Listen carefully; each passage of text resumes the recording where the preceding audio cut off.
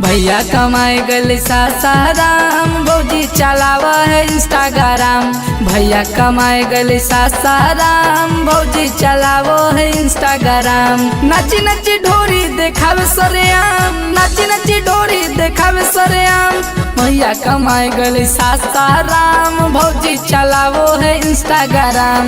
गाना बजावो है काचा बादाम, भैया कमाए गले सासाराम। गाना बजावो है काचा बादाम, भैया कमाए गले सासाराम। भौजी चलावो है इंस्टाग्राम, भैया कमाए गले सासाराम।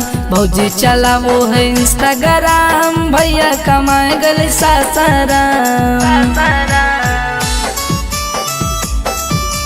भैया कमाए गले सासाराम, भौजी चलावो है इंस्टाग्राम। भैया कमाए गले सासाराम, सासाराम।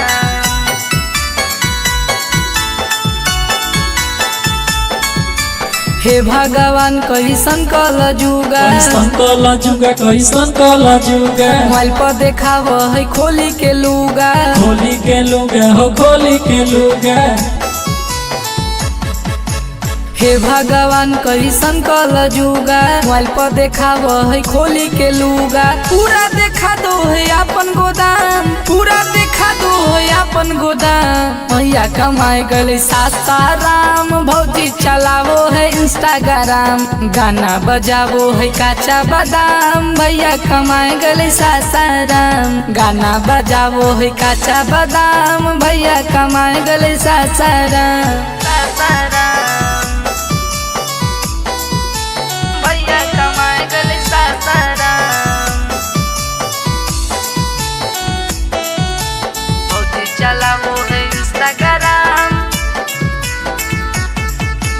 भैया कमाए गले सासाराम, सासाराम।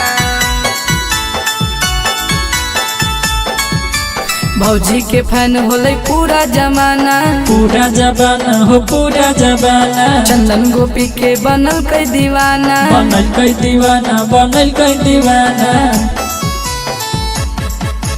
भौजी के फैन होले पूरा जमाना, संतोष सुगम के बनल कई दीवाना। नाची नाची ढोरी देखावे सरेआम, नाची नाची ढोरी देखावे सरेआम। भैया कमाए गले सासाराम, भौजी चलावो है इंस्टाग्राम। गाना बजावो है काचा बादाम, भैया कमाए गले सासाराम। गाना बजावो है काचा बादाम, भैया कमाए गले सासाराम।